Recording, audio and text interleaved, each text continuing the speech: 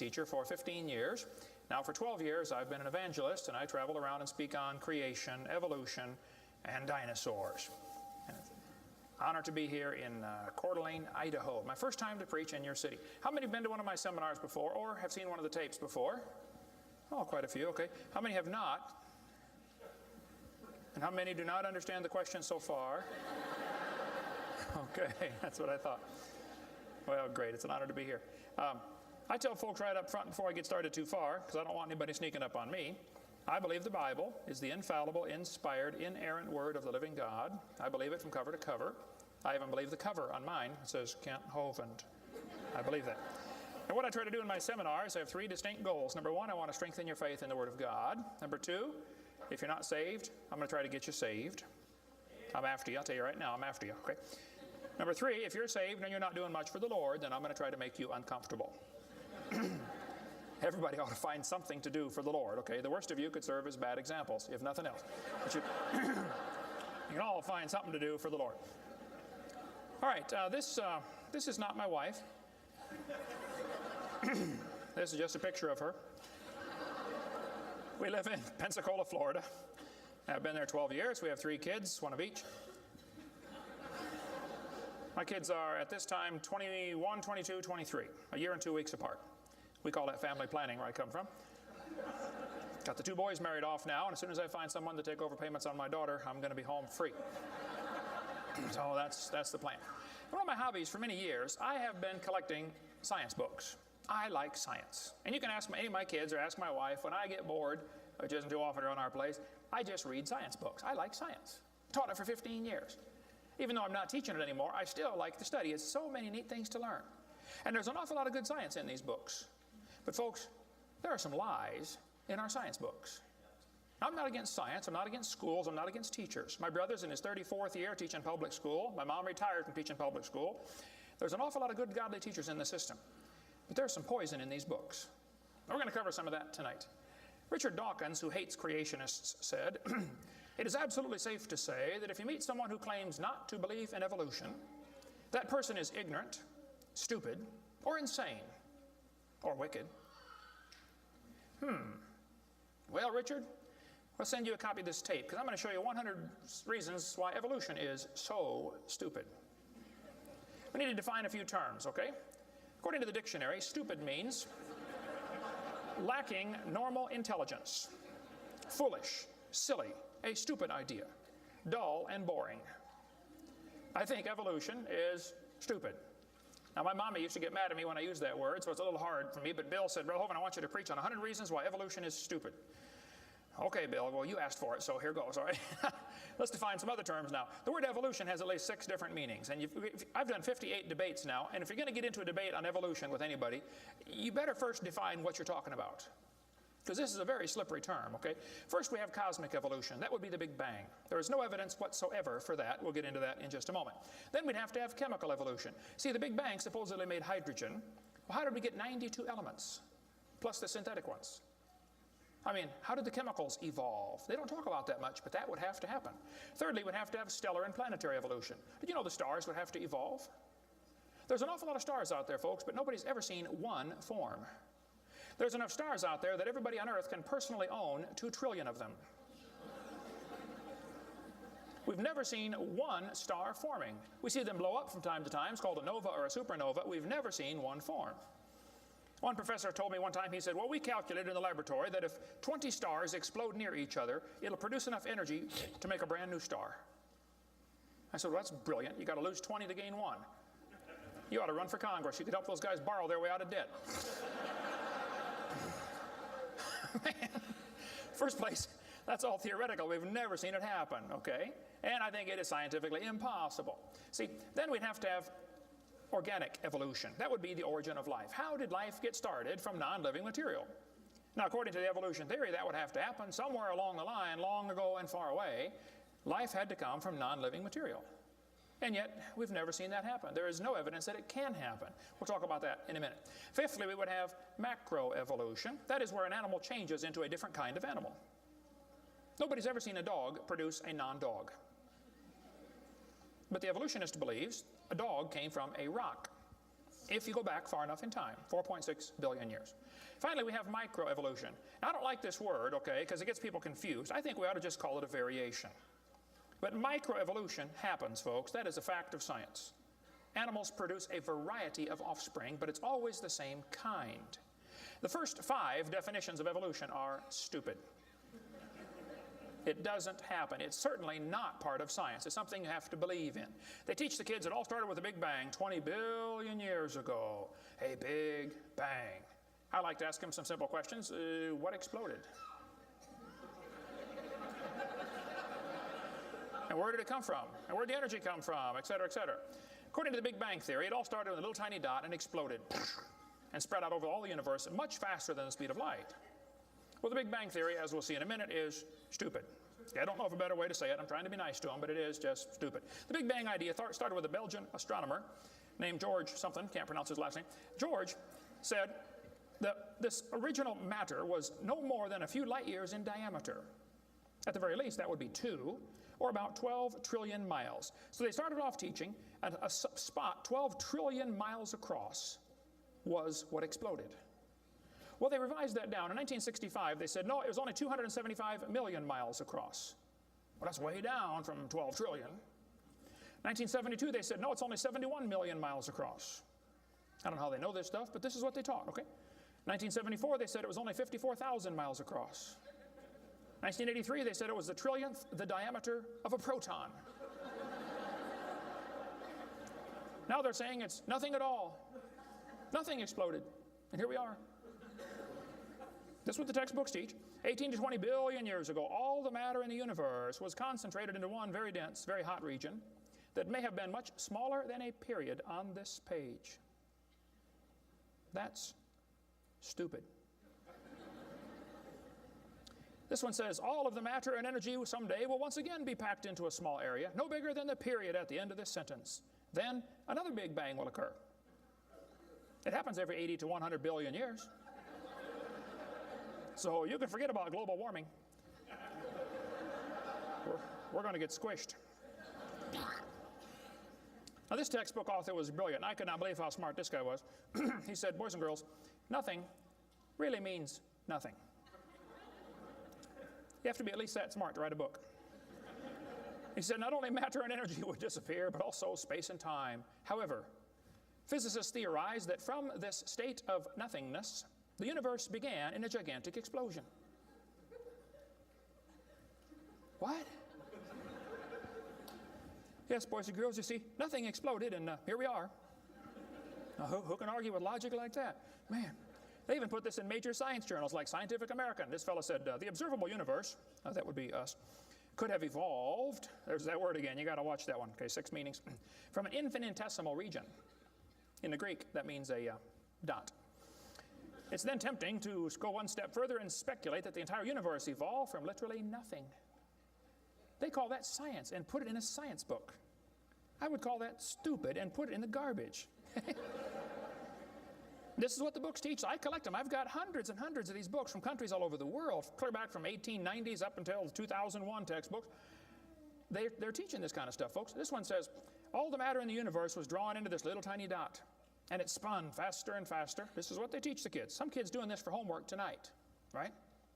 It spun faster and faster. One day, it exploded. Big bang. I was talking to a professor from Berkeley one time. I was sitting on the airplane next to a professor from Berkeley University. I don't know if you folks here in Idaho ever heard of Berkeley or not. But Berkeley is not a Bible college. So we got talking about the Big Bang, and he said he believed in the Big Bang Theory. I said, yes, sir, I figured that. You have to teach it at Berkeley. I said, tell me, sir, how did the universe get here? He said, well, 20 billion years ago, all the matter was squished in this little tiny dot, and it was spinning real fast, and it exploded. Big bang. And pieces flew off and became the galaxies and the sun, the moon, the stars, and finally, people. Here we are. I said, sir, could I ask you a couple questions, please? One of my favorite things to do in life is asking questions to people who believe in evolution. I absolutely have a wonderful, that's how this whole ministry started. 12 years ago, I moved to Pensacola, Florida. Some article came out in the newspaper that said dinosaur bones found in Montana from 80 million years ago. I wrote my first letter to the editor in my life about 12 years ago. I wrote a letter to the editor. I said, yes, they found dinosaur bones, and yes, it was 40 feet long, and yes, it was found in Montana, but it was not from 80 million years ago. This one probably drowned in the flood in the days of Noah 4,400 years ago. And you would have thought I shot the sacred cow. Actually, I did.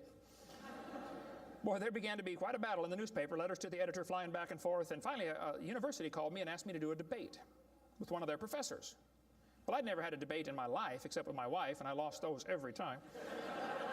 So I was not excited about debating, but I said, well, how do you do it? What do you want? And the guy said, well, you send us 30 questions, and the other guy will send in 30 questions, and we'll discuss those questions for the debate. I said, okay. So I sent him 30 questions. I thought they were perfectly legitimate, fair questions. I said, a woodpecker's tongue goes all the way around the back of his head and comes on top of his left eyebrow, left nostril here.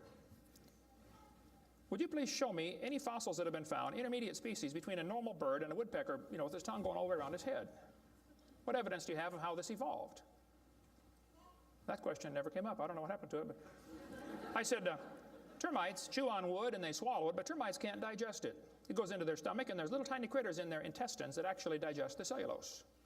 Now, those little critters can't live without the termite, and those termites can't live without those critters. Which one evolved first? I thought it was a fair question, but it never came up. I don't know what happened. I think they lost my list.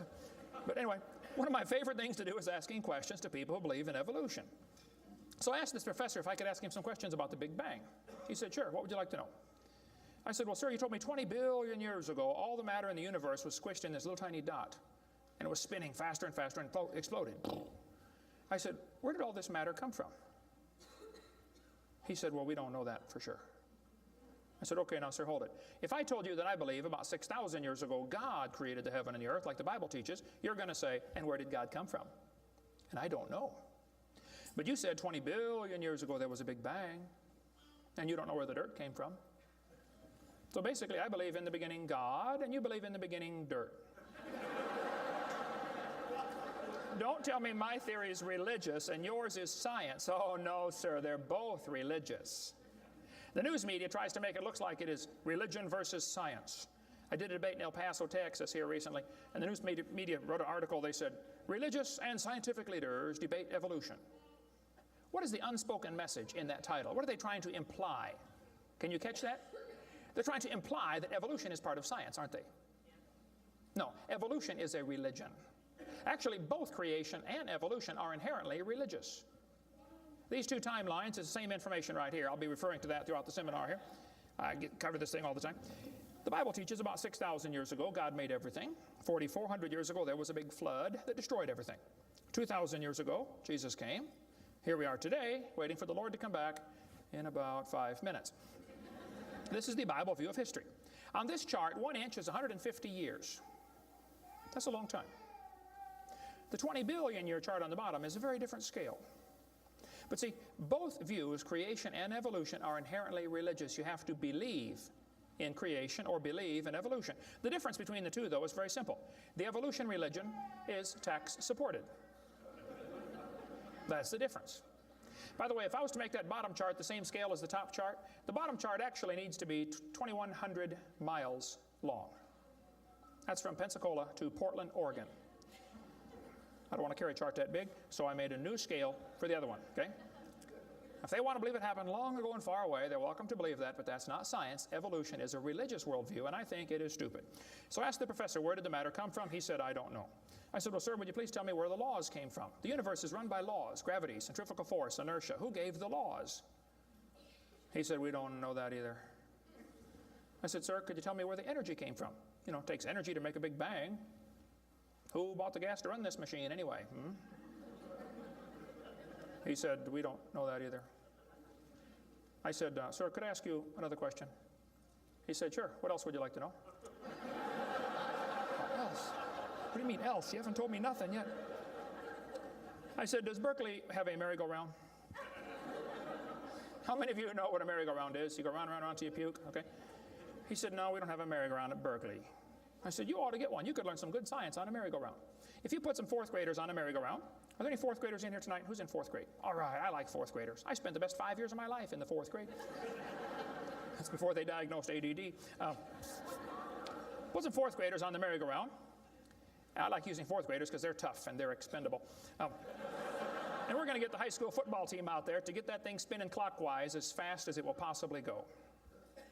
Now, if you have a digital watch, you may not know what clockwise means.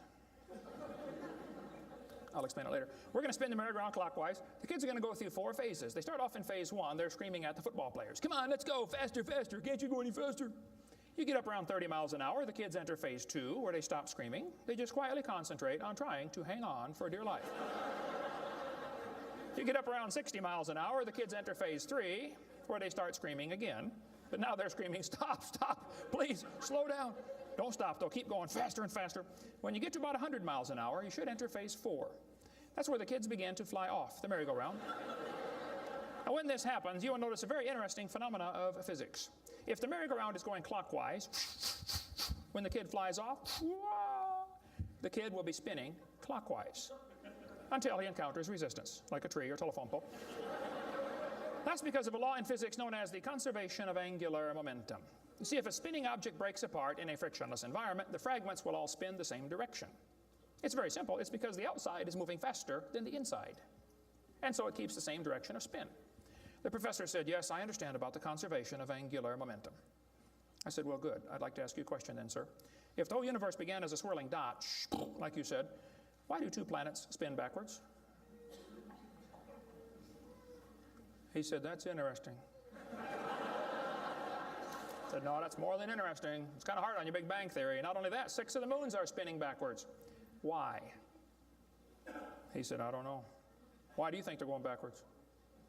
I was hoping he was going to ask that. I said, well, sir, I believe it's very simple. You see, I believe in the beginning God created the heaven and the earth, and God did it that way on purpose, just to make the Big Bang Theory look stupid.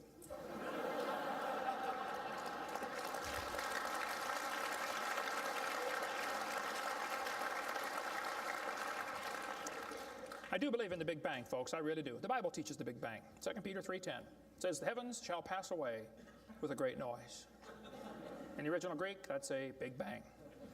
So there's going to be a Big Bang. It just didn't happen yet, that's all. So kids, if you go to school and some professor says, do you believe in the Big Bang? You should say, yes, I do, and you better get saved and get ready for it. The Big Bang is coming soon to a city near you. By the way, if the Big Bang Theory were true, the matter would be evenly distributed. But it's not. It's lumpy. They're called galaxies. And in zillions of miles and nothing called voids. And to try to salvage the dumb Big Bang Theory, they've got all these wild theories of why isn't the matter evenly distributed? They'll say, well, maybe there's black holes, or maybe there's antimatter. They got all this stuff. It's all trying to rescue this crazy Big Bang Theory. And it's a dud, folks. It didn't happen. There are zillions of stars out there. I mean, lots and lots of stars. And we haven't even seen them all. If star births, they ought to at least equal star deaths, and they don't. We see a star blow up about every 30 years. It's called a nova or a supernova. Well, then how come there are only 300 dead stars out there that we can see, supernovas? That's only a few thousand years worth, isn't it? There ought to be trillions of them, if evolution were true. This fellow said, I have a little hesitation in saying that a sickly pall now hangs over the Big Bang Theory. Yep. I think it is stupid. Now, if you want to believe it, that's fine. I don't care what anybody believes. That doesn't bother me. But see, the problem is they want to use my tax dollars to teach that to your kids in our schools. And that's where the problem comes in. Okay? If you want to believe in the Big Bang, just enjoy yourself. But keep your religion at home. Okay? Because it is a religion. Then they tell the kids the earth formed from a hot molten mass 4.6 billion years ago. This is part of the theory, and it's in all the textbooks. 4.6 billion years ago, earth cooled down, formed a rocky crust. I think that is stupid, and I'll show you why. Was the earth ever really a hot molten mass 4.6 billion years ago, and it cooled down?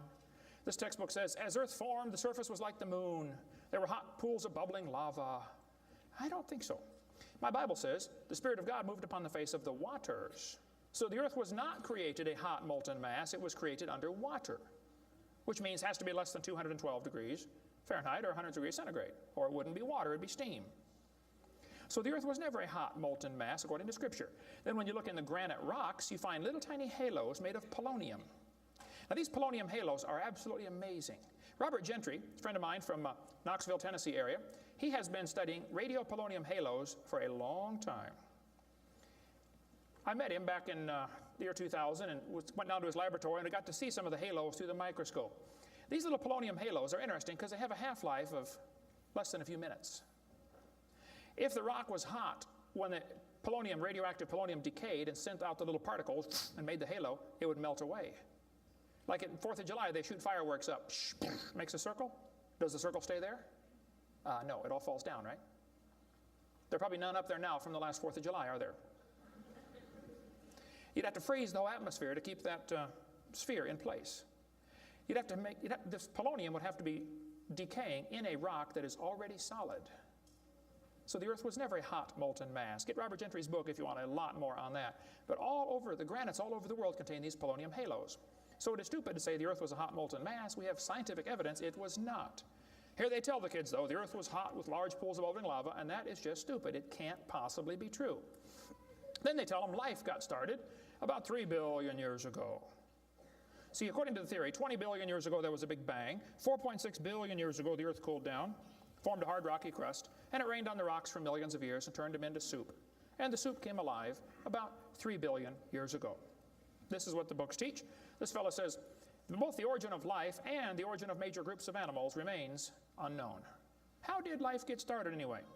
Well, this textbook tells the kids, oceans formed as it rained on the rocks for millions of years. Yes, boys and girls, millions of years of torrential rains created great oceans. And swirling in the waters of the oceans is a bubbling broth of complex chemicals. Progress from a complex chemical soup to a living organism is very slow. Well, I guess it is. It's totally stopped. Doesn't even happen. That's how slow it is. This one says the first self-replicating systems must have emerged in this organic soup. Was your great-great-great-great-great-great-great-great-great-great-great-grandpa soup? I think that's stupid, okay? Now, if they want to believe it, that's fine. I don't care what they believe, but don't call it science. What happened back in the 1950s, a guy named Miller and Urey wanted to know how the Earth and solar system had come to be. So they tell the kids he took a mixture of Earth's primitive atmosphere. We'll talk about that in a minute. He never proved how life originated, but he did add evidence to the theory that life could have started by itself. Well, is that true? Now, did he really do that? Well, let's just study the facts here. This textbook tells the kids many important events occurred during the Archean era, the most important of which was the evolution of life. Progress from complex molecules to even the simplest living organism was a very long process.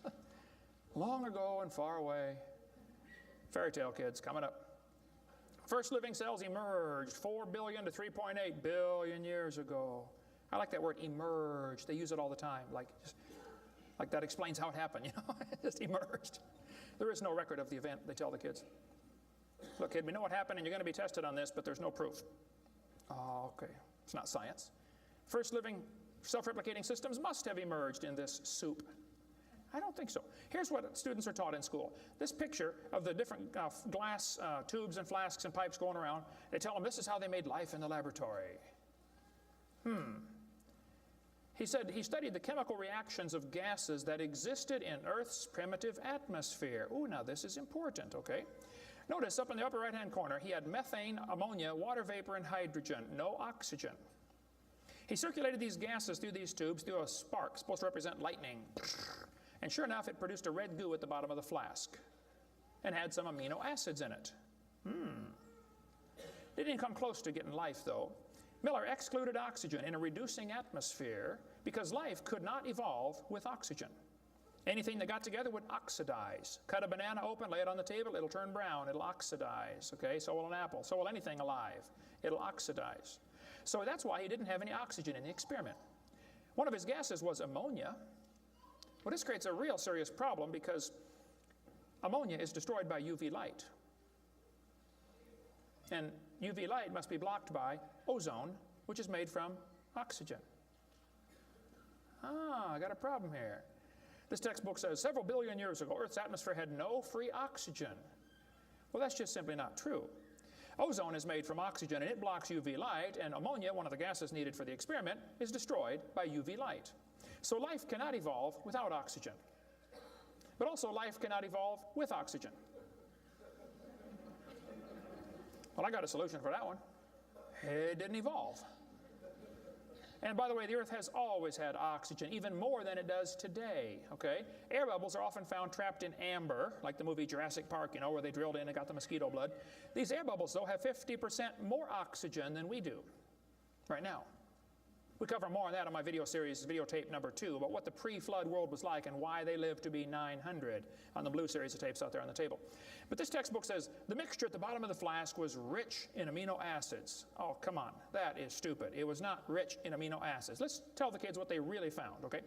He filtered out the product. As this gas went through the tubes, he sparked it, produced this goo at the bottom, and he drew the goo off, because if it went through again, it would be destroyed by the spark. Now, in real life, you're not going to get a section of the ocean protected. They say this just happened by chance in the ocean.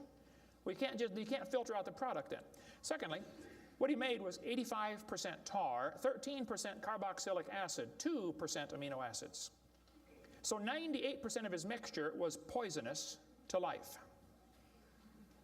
I would not call that a success. And there are 20 different amino acids, sort of like 26 letters in the alphabet. There are 20 amino acids. Those amino acids go together to make proteins, like letters go together to make sentences. Mostly he made just 2 of these amino acids. And they bond with the tar and the acid very quickly, more readily than with each other. It was a failure as an experiment. Amino acids are like letters of the alphabet, sort of like building blocks. You have to have a bunch of amino acids to make a protein. Then you have to have a bunch of proteins to make a cell. And you got to have a bunch of cells to make an organism. And one cell is more complex than a space shuttle. And all he got was a couple of the amino acids. That's like me dropping toothpicks, and I happen to make a few letters of the alphabet. That's possible, isn't it? Toothpicks could fall in the shape of a T, or an H, or an I, or an E. That's possible. But if I'm able to drop toothpicks and produce a few letters of the alphabet, should I therefore conclude that nobody wrote Webster's dictionary? The difference between making a letter with toothpicks and making Webster's dictionary is about like making an amino acid and making a living cell. He didn't come close to making life. He made the equivalent of a few letters, and he actually needed to make huge books. And half of his letters were backwards, left-handed. This creates a real problem, since the simplest proteins, the smallest proteins, have 70 to 100 amino acids, all of them left-handed. This really compounds his problem. RNA and DNA are all right-handed molecules, and they are unbelievably complex. And hundreds of these amino acids must combine to make a protein, and this has to be in a precise order. And they unbond in water much faster than they bond, and last time I checked, the oceans are completely full of water. So Brownian motion is going to drive them away from each other, not together. It just isn't going to work. He did not make life in the laboratory.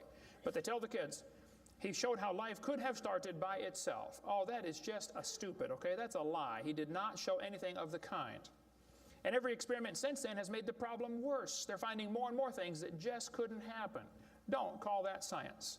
But they tell the kids, 3 billion years ago, life appeared on Earth. Asked me to speak at this college in Boston one time. This preacher called all the colleges and universities around Boston and said, would you like to have Kent Hovind come speak at your college? Finally, one professor said, yes, he can come speak at our school if our professors can ask him any questions they want, because we want to show our students how dumb these creationists really are. So the preacher called me and said, Brother Hovind, would you like to speak at this college and let them make fun of you for a couple hours? I said I would be honored. So I showed up. There were 6 professors and all their students. I felt like Daniel in the lion's den. I got my charts out and I said, now folks, I believe the Bible. Nobody cheered.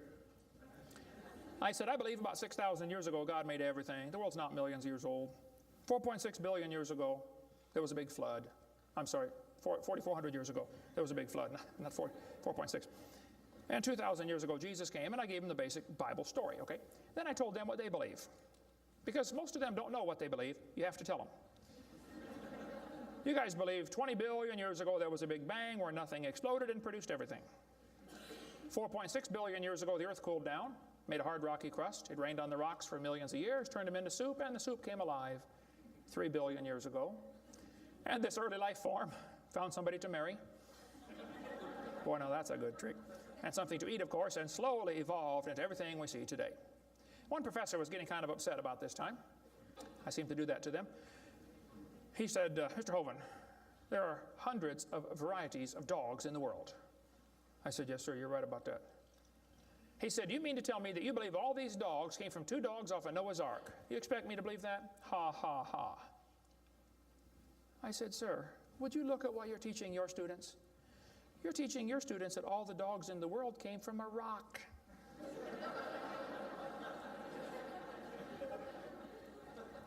had one lady, woman, come to me after a debate one time. She was steaming down the aisle, boy, she was mad. Oh, I could tell I'm in trouble now. I stood there quivering in my boots, you know. She walked up and she said, tonight, you said, we believe we come from a rock. We do not believe that. I said, well, ma'am, calm down just for a minute. I said, do you believe in evolution? She said, yes, I do. I'm a professor here at the university. I said, well, would you please tell me then where we came from? She said, we came from a macromolecule. I said, where did that come from? She said, from the oceans, from the prebiotic soup. I said, where did that come from? She said, well, it rained on the rocks for millions of years. And you could see it was slowly dawning on her. I do believe I come from a rock, don't I? Yes, ma'am, you do. You ought to be proud of it. Hey, don't step on Grandpa, whatever you do. Look, that's stupid, okay? There's no kind way to say it. There's a great book dealing with some of the flaws in the Miller experiment. If you want more on that for your kids to study out there on the table, get the book Icons of Evolution. Then they tell the kids that these plants and animals, not only did life evolve from non-living material, then this life had to learn to reproduce itself. Why would any organism want to reproduce more of its own kind when that's only going to increase competition for the food supply? Why didn't they instead evolve the ability to live forever and be happy? Huh? You ever think about that? I was in a debate one time, and we had question and answer time at the end. The student stood up and he said to the evolutionist, he said, sir, how did male and female evolve? The professor got up and he said, well, that is a giant mother may I step in the evolution story. A mother may I step? This is science. Wow.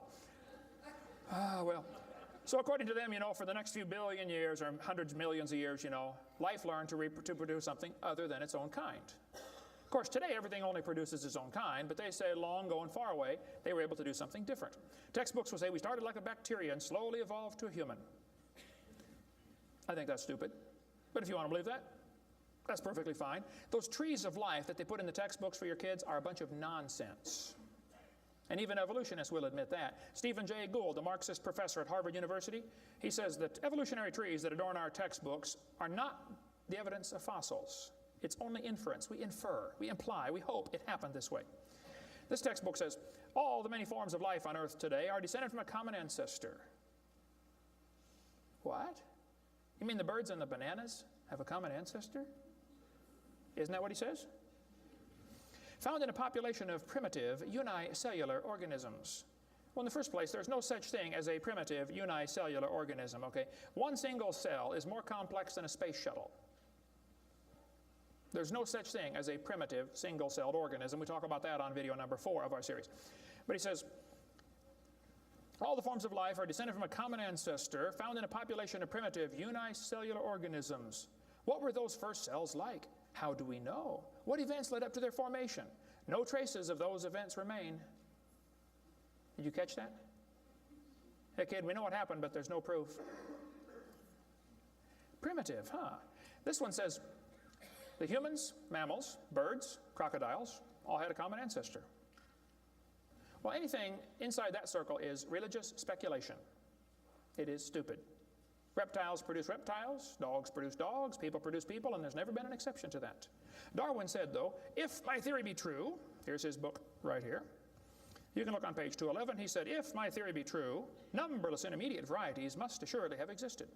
Boy, you're right about that, Charlie. I mean, to change from a rock to a dog would take a few changes. David Robb, who believes in evolution very strongly, says, in the years after Darwin, his advocates hoped to find predictable progressions. In general, these have not been found, yet the optimism has died hard, and some pure fantasy has crept into textbooks. Oh, you're kidding. Fantasy in our textbooks? Oh, yep. They tell the kids they have evidence of evolution from fossils.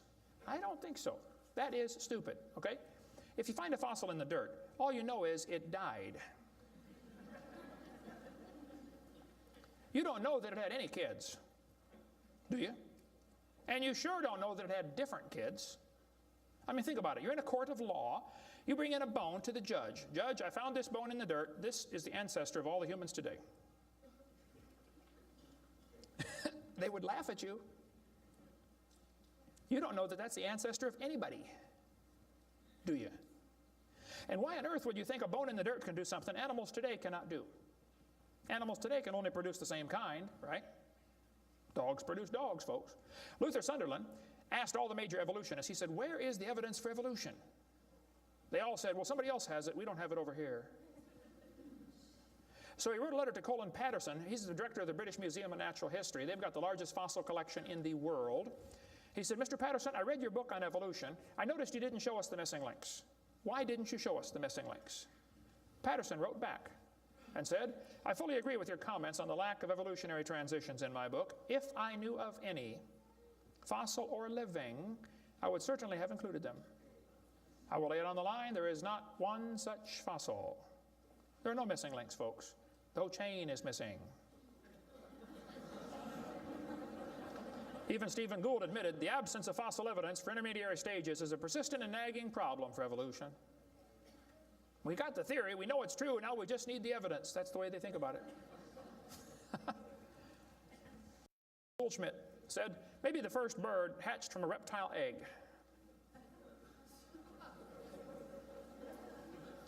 Well, Richard, I'm sorry. I don't mean to be disrespectful, but that's stupid. See, what's happened, these guys have looked for missing links in the fossil record. They can't find any, and so they say, well, maybe evolution happened so fast it wasn't preserved. Maybe a reptile laid an egg and a bird hatched out. Well, who did that bird marry?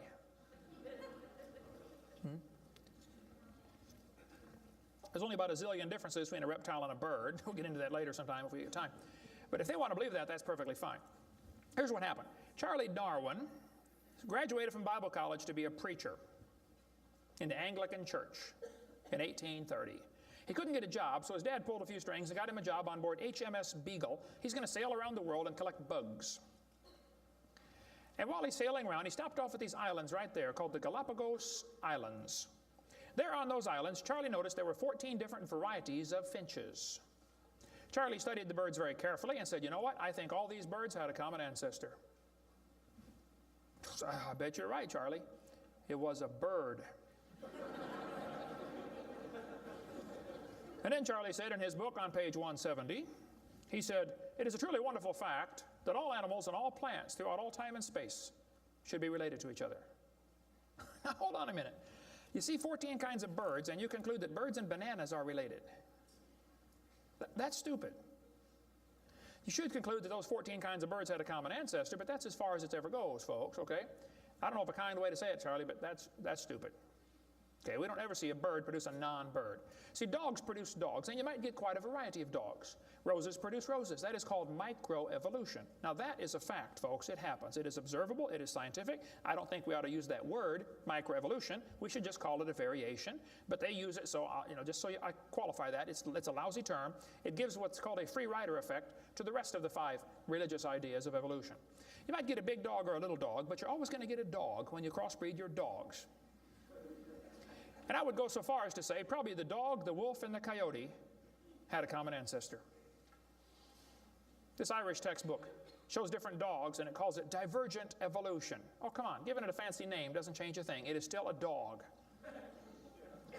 And a 3-year-old can tell you. Anybody in here 5 years old? Who's 5 years old? 5 years old. What's your name? Misty. Here we have a dog, a wolf, a coyote, and a banana. Which one is not like the others?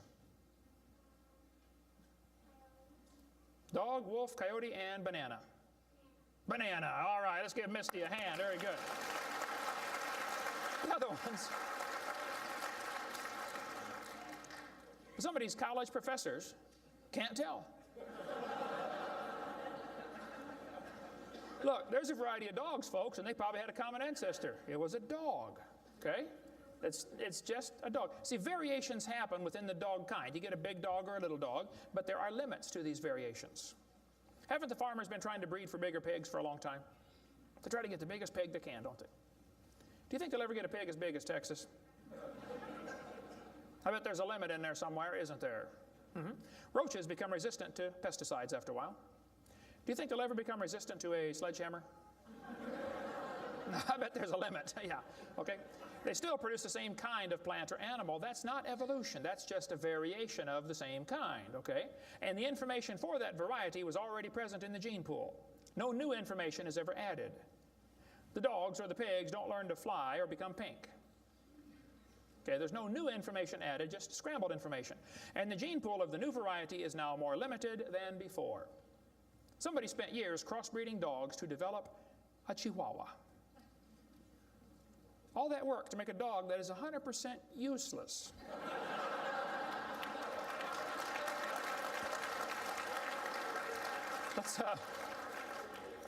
Let's turn all the Chihuahuas in the world loose back into the woods. How long would they last? They'd run up to the wolf. Yep, yep, yep, yep, yep. Crunch. Go ahead, make my day. A useless dog. Genetic information was lost when you got your variation. It wasn't added. You might have selected a certain slice of the gene pool with small dog, quick characteristics, but you didn't add anything. You selected something from the population. I come from Illinois, corn country.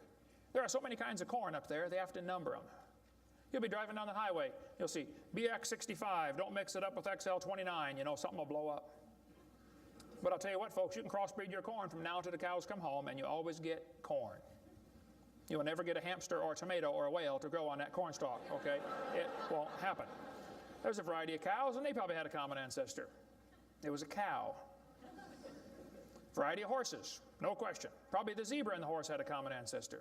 But the kids are going to be taught in school tomorrow in your town that the horse used to have 4 toes.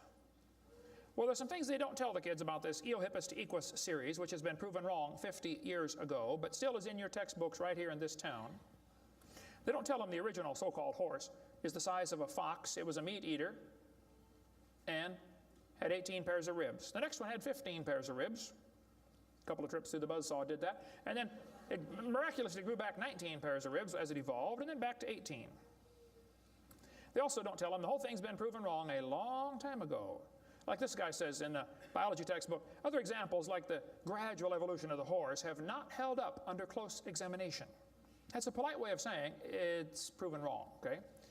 This G.G. Simpson back in 1950 said the example of the horse family has been unintentionally falsified. They knew 50 years ago this was false. Why did they keep that in your textbooks? This whole thing was made up by Othniel C. Marsh in 1874. He picked animals from all over the world and put them in order the way he thought it might have happened. They were never found in that order. Modern horses are found in the same layers as the so-called ancient Equus or Eohippus horse. They're found in the same layer. So it can't be the ancestor, that's for sure. The ancient horse is nothing but a Hyracotherium, which is still alive today. By the way, the ribs, the toes, the teeth are very different in these animals. In South America, the fossils go exactly backwards. Instead of 3-toed to 1-toed, it goes 1-toed to 3-toed in the fossil order. They won't talk about that much, but you check it out. That's a fact, folks. They're never found in the order presented in the textbooks. 3-toed and 1-toed gray side by side. Plenty of information on the internet about that. Tulsa Zoo finally took out their display because so many folks complain, why do you have this horse evolution display in the zoo? It's been proven wrong 50 years ago. Take it out. And you folks ought to get together with your school board and say, look, on page whatever it is, 952 of our textbook, it says the horse evolved from a 4-toed ancestor. Let's cut this page out. If you had a page in your textbook teaching the kids the earth was flat, would it be okay to demand that that page be removed? You don't have to buy a whole new book. Just cut the page out. It won't cost the school anything. How many of you would volunteer to help cut the pages out and bring your own scissors? See? It won't cost them a dime. And you send me your book and I'll show you which pages need to be taken out. I've read hundreds of them. I can find them like that. Free of charge. I'll donate my time. Peabody Museum still has the horse evolution on display. As I stood there, I've been there many times. It makes my blood boil every time I walk in that place. I'm standing there looking at this lie proven wrong 50 years ago while hundreds of kids come through in school groups. The kids are never told, well, this has been proven wrong, boys and girls. They asked the folks at the Tulsa Zoo before they took the display down, they said, why don't you take this display down? The zoo director said, we don't have the funding to remove it. I've got all the letters back and forth on that. Man. Folks, there's quite a variety of horses today, okay? There's big horses and little horses. I was in Baton Rouge, Louisiana a few months ago. Got to see where they raise the 30-inch tall horses. I mean, my dog's bigger than that. What do you do with a 30-inch horse? Look at it, I guess is about it. And they sell them for $10,000. Sucker born every minute, I guess. But one lady wrote me a letter and said, Mr. Hovind, We crossbreed zebras, ponies, horses, and mules, not mules, the jackass, and we raise zonkies, zorses, zeonies. They cross every which way. Well, that's probably because they're the original same kind. No problem there. You want to see all the fatal flaws in the horse evolution story, get the book out there, Icons of Evolution. So then they're going to tell the kids, well, we have evidence for this theory. We think that one animal changed to another, and we can show evidence because many animals have similar forelimb structure. This is called the argument from homology. Well, what do they tell the kids? They'll say, boys and girls, you have two bones in your wrist, radius and ulna. And boys and girls, look at the whale's flipper carefully. Did you know the whale has two bones in his flipper, and they're called the radius and the ulna? Same as ours. Wow. Who named them, teacher? The whale? Think about it. But this is one of the evidences for evolution. They're going to say, boys and girls, comparative anatomy provides further evidence of evolution. The commonalities suggest that these and other vertebrate animals are all related. They probably evolved from a common ancestor. Well, duh. That's stupid, okay? Maybe they all had the same designer. Doesn't prove a common ancestor. By the way, the bones develop from different genes in these different organisms. They are not homologous organisms like they want you to believe. Similar design might prove the same engineer made the design. A lot of bridges in the world are kind of similar to each other. You can go compare, different suspension bridges around the world, Golden Gate Bridge and other bridges, and there's a lot of similarities. That doesn't prove one is the father of the other, or that a tornado put them up. No, it's a design that works good, okay? I discovered that the Pontiac lug nuts from a Pontiac will fit on a Chevy. They will. That proves they both evolved from a Honda 14 million years ago. No, the same engineers are designing these cars. Then they tell the kids about the geologic column. How many have ever heard that the different layers of the earth are different ages? They show the kids Grand Canyon. Yes, boys and girls, this one says, over millions of years, the Colorado River has carved the Grand Canyon from solid rock. I'm sorry, but that is stupid, okay? I'll explain why. Kids, you need to learn this. This is a very simple thing to learn, and you'll go through life much further than many of these professors go. Make yourself 3 columns. Facts are in the middle. It's a fact Grand Canyon exists. The evolutionist has an interpretation of that fact, and the creationist has an interpretation of the fact. Now, it's not part of the fact, it's an interpretation of the fact. The evolutionist says the canyon formed slowly by a little bit of water and lots of time. The creationist says, oh no, we think it formed quickly by lots of water and a little bit of time. It's a fact the earth has sedimentary layers. That's not a question. How did they get there? Well, the evolutionist says these layers formed slowly over millions of years. The creationist says, no, these layers are all from the flood in the days of Noah. Now, it seems like the professors are always trying to erase the line between their interpretation and the fact and make their interpretation part of the fact column, and it's not. And I think I can demonstrate Grand Canyon was not formed by the Colorado River. I was in a debate recently, and this professor said, Dr. Hovind, you're so stupid. Obviously, it took millions of years to form the Grand Canyon. I said, well, sir, I've seen Grand Canyon many times. I taught earth science for 15 years. I've studied it intensively. Just flew over it last week, as a matter of fact, twice. Got a perfect view of it going out to California and back, flying from wherever I was, Florida. That's where I live. This textbook says, the Colorado River has cut through layer upon layer of rock over millions of years. Well, if you built a dam across Grand Canyon, it would take a lot of dirt or concrete, but if you could, okay, it'd be a huge dam. A giant lake would back up behind that dam, covering several states. That purple area is all drained right through the Grand Canyon drainage basin. This snow line tells a very interesting story. In between these 2 red lines is snow. This is a picture from a satellite showing about 150 or 200 miles of the canyon area. Real wide shot. The river enters the canyon at the far right. The river is 2,800 feet above sea level.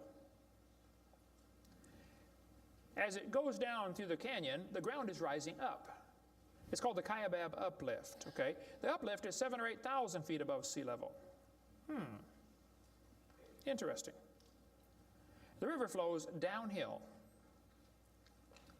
All rivers flow downhill. So as the river enters the canyon and flows downhill from there, when it gets to the 1,800-foot elevation mark, the top of the canyon is 7,000 or 8,000 feet above sea level, so it's over a 1-mile drop. Very impressive, hole in the ground. But some points to ponder. I said to the professor, I said, sir, did you know the top is higher than the bottom? He said, yeah. I said, did you know the river only runs through the bottom? He said, yeah. I said, sir, the top is higher than where the river enters the canyon by 4,000 feet. Rivers don't flow uphill. There's no delta. Where's all the mud that washed out? There's no way that river made that canyon. Grand Canyon is a breached dam, a spillway that washed out. There was a lake probably for some length of time after the flood. It got too full and all that water went roaring through there. Probably carved that canyon out in a couple of weeks. Not millions of years. Absolutely impossible for that river to have made that canyon. We cover lots more on that on videotape number 6 of our series. But they tell the kids, the Colorado River made this canyon slowly over millions of years. I'm sorry, that is stupid. That can't possibly be true. They need to learn the facts. Charlie Lyell, back in 1830, he was a lawyer from Scotland. Somebody calculated one time that if all the lawyers in the world were laid end to end around the equator, we would all be better off. Charlie Lyell hated the Bible. In 1830, he wrote this book right here. Oh, I got it down on the table. I picked up the wrong one. Principles of Geology. Here it is on this table. Charlie Lyell wrote this book, 1830. In this book, he mocked at scriptures. He hated the Bible. You can see it mocking all through they're here. In here, he and other fellows back in that time, Cuvier, Strato Smith, and some of these guys, they invented the geologic column. How many have ever heard of the geologic column before? They say each of the layers is a different age, you know, Cenozoic, Mesozoic, Paleozoic, Archeozoic, all them Zoic boys. And they gave each layer of rock a name, like maybe you saw the movie Jurassic Park, and an age, and an index fossil. This was done in 1830, way before there ever was a carbon dating or potassium argon dating or lead-208, lead-206, uranium-235, uranium-238. Didn't exist, folks. The dating text didn't exist. They just made up these numbers out of the clear blue sky. The geologic column is the Bible for the evolutionist. It can only be found one place in the world, the textbooks. There is no geologic column, and they know it. This fellow says, if there were a column of sediments, unfortunately, no such column exists. The geologic column is a hoax. Does not exist. It is stupid. Those layers cannot be different ages.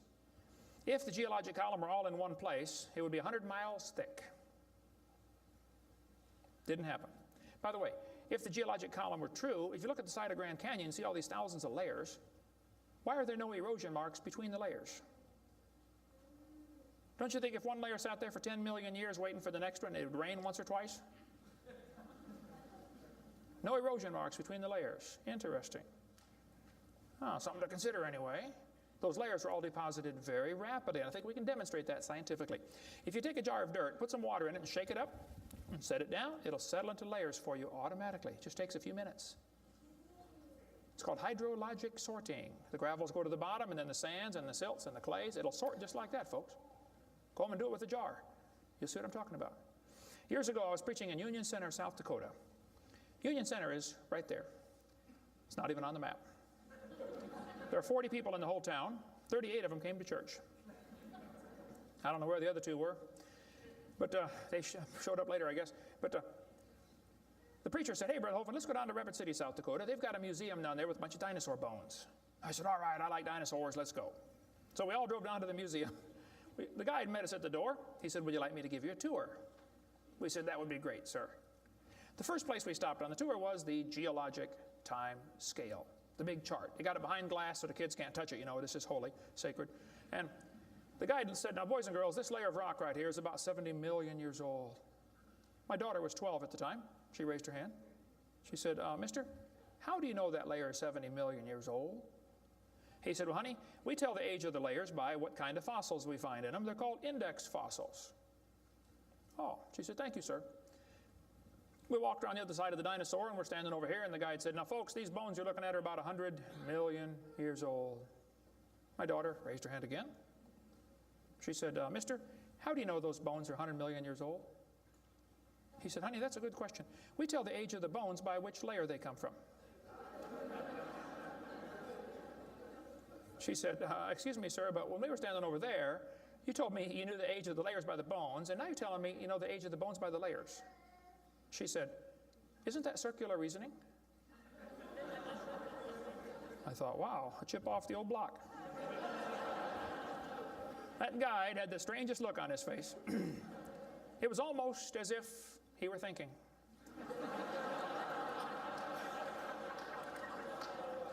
He looked at my daughter. He looked at me.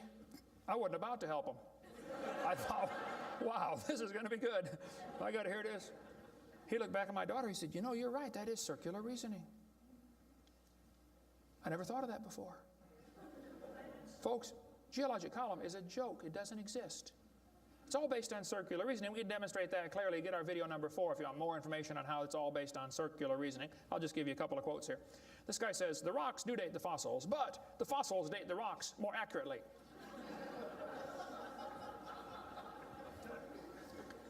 Stratigraphy cannot avoid this kind of reasoning if it insists on using only temporal concepts because circularity is inherent. You have to use circular reasoning to get it right. Well, that's stupid. And you don't need to be too bright to figure out that's stupid, okay? This geologic column contains limestone scattered all throughout the geologic column. I like to ask him the question, I say, fellows, you have limestone scattered all through this column. How do you know the age? It's all limestone. I mean, if I handed you a piece of limestone, how would you know if it's 100 million year old Jurassic limestone or 600 million year old Cambrian limestone? I mean, how would you tell the difference? There's only one way they can tell, by the index fossils. That's how it's done, folks. That is stupid. Because those fossils don't count for anything, as we'll see in a minute. They tell the kids each of these layers is a different age. 100 million, 200 million, 300 million, real impressive, huge numbers. Now, Charlie Darwin did not like round numbers. He wanted to be more precise. He said the Wealdian deposits are 306,662,400 years old. Now, okay, Charlie, I think that's stupid. Those layers are not different ages, folks. All over the world we find petrified trees standing up, running through multiple rock layers. Now, if you get a petrified tree standing up, running through different rock layers, I don't think it's smart to say those layers are vastly different ages. Petrified trees in the vertical position, they find them all over the world. Okay, here's one from Alabama. Come out of a seam of coal, through 20 feet of rock, into another seam of coal. They found about 3 dozen of them, I think, in that one little coal mine, one little area, while they're digging the coal out. Petrified trees standing up. Cookeville, Tennessee, they found a bunch of them. This one's 30 feet tall, standing up. Joggins, Nova Scotia is famous for their petrified trees standing up in the vertical position. All over the area there, folks. Those trees did not get slowly covered by the sediments over millions of years. They would rot and fall down. Sometimes the petrified trees are upside down, running through many rock layers. Scientists estimate at the bottom of Spirit Lake in Mount St. Helens, there are now 20,000 trees that were blown out by the volcano. Thousands of them are standing up in the bottom of the lake, already buried 15 feet deep in mud. None of them grew there. Those trees are going to petrify. It only takes a few years to petrify a piece of wood. In the laboratory, it can be done in 24 hours. We cover lots more on how fast things can petrify in videotape number 6 of our series. But they dug up a guy, they buried this doctor in Tennessee. 14 years later, his wife died. When they went to dig the grave, water soaked into her grave. And they said, oh, we can't bury Grandma there. So they dug a hole on the other side. Water soaked in. So they dug a hole and buried Grandma somewhere else. And then the kids got worried about Grandpa, so they went and dug up his grave.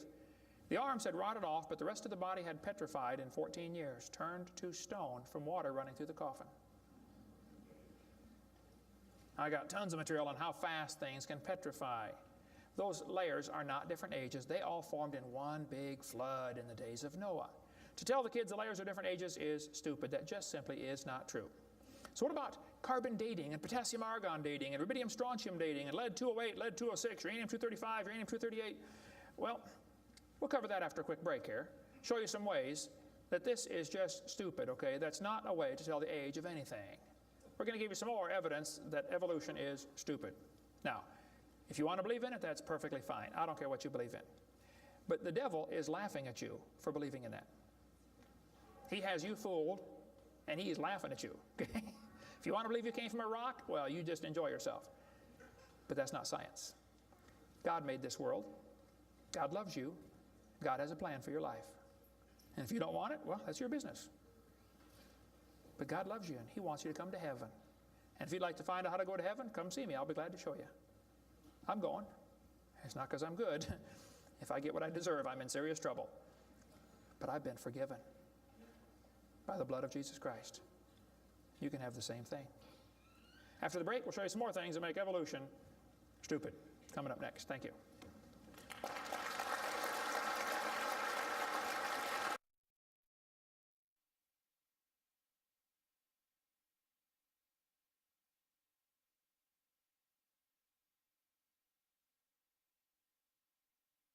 In the early 1950s, actually the late 1940s, they invented carbon dating. We're going to explain a little bit about radiometric dating and how it's supposed to work, and then show you that it does not work, okay? The Earth's atmosphere is about 100 miles thick, and we're also protected by a magnetic field. Radiation from the sun and from the stars, mostly from the sun, goes right through that magnetic field, some of it does, and hits the atmosphere and produces carbon-14. Carbon-14 is radioactive. Normally, carbon is atomic number 6, which gives it atomic weight of 12. But this nitrogen, which is right next door to carbon, gets struck by radiation and it turns it into carbon-14. Now, carbon-14 is unstable. It is radioactive. It's always breaking apart. And you can hear it like with a Geiger counter, you know, click, click, click, click, just like uranium, because it's decaying. They've discovered it decays at a fairly consistent rate. About half of it will decay every 5,730 years. Which means if I gave you a pile of carbon-14, 5,730 years later, half of it would turn back to nitrogen. The rest would still be carbon-14. Theoretically, it's a random event, but it could, that's probably how long it would take. During photosynthesis, plants are breathing in carbon dioxide, and this radioactive carbon is mixed in with the regular carbon. The plant doesn't seem to know or care if it's getting radioactive carbon or regular carbon. It just takes it right in. Animals eat the plants and make it part of their body. Probably during your lifetime, you have either eaten plants or you've eaten animals that have eaten plants. How many have done that before? Okay. So you probably have radioactive carbon-14 in you. Now, theoretically, what you have in you should match whatever's in the atmosphere, about the same percentage. Because the plants are always breathing this stuff in, and the animals are always eating the plants, and we're always eating the plants and the animals, so it should pretty much stay in balance. It is assumed the ratio of radioactive carbon-14 to normal C12 in the atmosphere would be the same found in living plants and animals. That is an assumption, but it's a reasonable assumption. The atmosphere today is 0.0000765%. Not much. That's how much carbon-14 it has in it. When the plant or animal dies, it stops eating or breathing. How many knew that already? Okay. So whatever it had in it begins to decay. Since half of it will leave in 5,730 years, all you got to do is check to see how much C14 is in it, how much C14 is in the atmosphere, and if it's only got half as much, it's been dead for 5,730 years. Sounds great, but it doesn't work. In theory, it never goes to zero, but it goes from a half to a fourth to an eighth to a 16th to a 32nd to not much, okay? After 4 or 5 half-lives, you can't measure it. So if anybody ever tells you, we know the Earth is millions of years old because of carbon dating, you can rest assured they don't have a clue what they're talking about.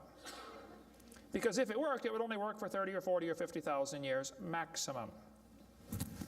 They compare the amount of C14 in the object being dated with the amount currently in the atmosphere and estimate how long the object has been dead. It sounds good, but there are some assumptions that mess everything up, okay? Assumption number 1, has the amount of C14 in the atmosphere always been the same? Has it reached equilibrium? This is an interesting problem. If I told you to fill a barrel with water, but I drilled holes on the other side of the barrel, while you're filling it, it's leaking out. At some point, it's going to be leaking at the same speed you're filling, and that point is called equilibrium. You will never fill the barrel past that point unless you plug the holes or fill faster. See, it's filling and leaking at the same time, sort of like your checkbook. You know, you put it in and it leaks out, okay? Hopefully you want to at least be at equilibrium, okay? If less than that, you're going to be in trouble eventually. See, if your outgo exceeds your income, your upkeep will be your downfall every time. Well, they say if you took a brand new planet Earth and stuck it out in the solar system, the sun would start producing carbon-14. It would start decaying also right away. And it will take about 30,000 years to reach this equilibrium point. Well, Willard Libby and others who invented carbon-14, University of Chicago in 1947 to 53, he got a Nobel Prize for it in there somewhere. He said, well, it would take 30,000 years to reach equilibrium. He said, well, we know the Earth is millions of years old. Mistake number one. So we can ignore the equilibrium problem. Mistake number two. The Earth's atmosphere has still not reached equilibrium. There's more C14 now than there was 10 years ago, which proves the Earth is less than 30,000 years old, which I could have told them just from reading my Bible. See, if an animal is still alive, be it plant or animal, okay, it should have about 16 clicks per minute on your Geiger counter per gram. If it's 0 years old, actually 0 years dead. If it's getting only 8 clicks per minute, then it's 5,730 years old. If it's giving you 4 clicks per minute, it's gone through 2 half-lives. It's 11,000 years old. If it's 2 clicks per minute, it's 17,000 years old. This is how they date it. So if you're getting 2.5 clicks per minute, you just find the point on your graph and draw the line over and determine the age. Sounds real simple, but it doesn't work. If we had walked into a room and found a candle burning on the table, and I asked you the question, when was it lit? You say, I don't know, Mr. Hovind, it's burning when I got here. Okay, well then let's do some empirical science. Empirical science is things we can test and measure and observe and test. Not theoretical, I mean empirical. We can measure it and weigh it. Let's measure the height of the candle. Suppose the candle is 7 inches tall. Who can tell me when it was lit? Okay, nobody. Let's do some more empirical science. Let's measure the rate of burn. Suppose we determine it's burning an inch an hour. When was it lit?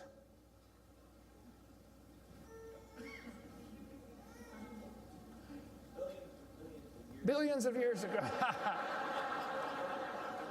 You're going to have a hard time telling me unless you're willing to make some assumptions. How tall was it when it started? Oh, we don't have any idea.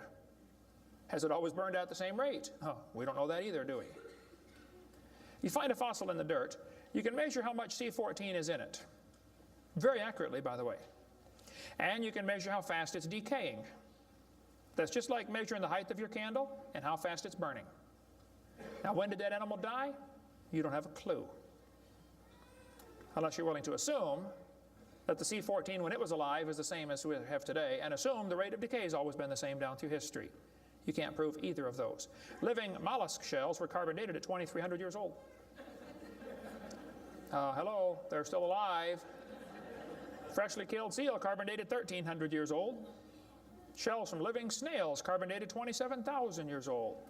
That's stupid. He's still alive, okay? I know snails are slow, but 27,000 years, he'd be dead, okay? One part of a mammoth is 29,000 years old, another part's 44,000. One part of Dima was 40,000 years old, another part was 26,000, and the wood next to it is 9,000.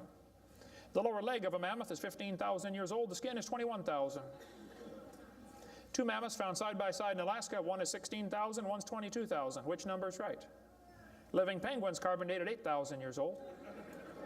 11 human skeletons, the earliest known human remains in the Western Hemisphere, were dated by accelerator mass spectrometer. All 11 dated about 5,000 radiocarbon years. Lava from a 1801 Hawaiian lava flow was 1.6 million years old. Well, hello is not even 200. Another volcano erupted in Hawaii in 1959. When they dated the lava, it was 8.5 million years old. These potassium argon dating for that, not carbon. Mount Etna in Sicily, I climbed Mount Etna when I was over there some time ago. Erupted in 1972, 350,000 years old. Mount St. Helens built a new lava dome in 1982. They dated it, got numbers from 350,000 to 2.8 million. It's not even 20 years old. Here's what you ought to consider about carbon dating. Samples of known age, it doesn't work. If it's a sample of unknown age, it is assumed to work. That's stupid. In the last 2 years, an absolute date has been obtained for the Gandong beds above the Trinil beds. It has the very interesting value of 300,000 years, plus or minus 300,000 years. Well, they nailed that one right on the head, didn't they? See, back in 1770, George Buffon said the Earth is 70,000 years old. 1905, the official age of the Earth was 2 billion. When they went to the moon, they said the Earth and the moon are 3.5 billion years old. 3.5 billion, dated with potassium-argon dating. Now they're telling the students it's 4.6 billion years old. Let's see, that means the Earth is getting older at the rate of 21 million years per year. That's 40 years per minute. Aging rapidly, folks. That's stupid, okay? All they do is add more time to make the theory look more reasonable. Long ago and far away. And when you prove it couldn't happen, they say, well, it was longer ago and farther away. Then they're going to tell the students one of the evidences for evolution is embryology. Now, there aren't too many things about this whole theory that make me angrier than this, so I'm going to try to stay calm and cool and collected while we discuss this. Ernst Haeckel, an embryology professor at University of Jena in Germany, loved evolution theory. When Darwin's book came out, Ernst Haeckel read that book the next year and said, wow, this is a great theory. All we need now is some evidence. 9 years later, they still had no evidence. So Ernst Haeckel decided to help Charlie out. He was an embryology professor, the study of animals before they're born, you know, the different embryos of all these different animals. He made drawings that were fake to make them look alike. The students are taught we have evidence from development. I don't think so.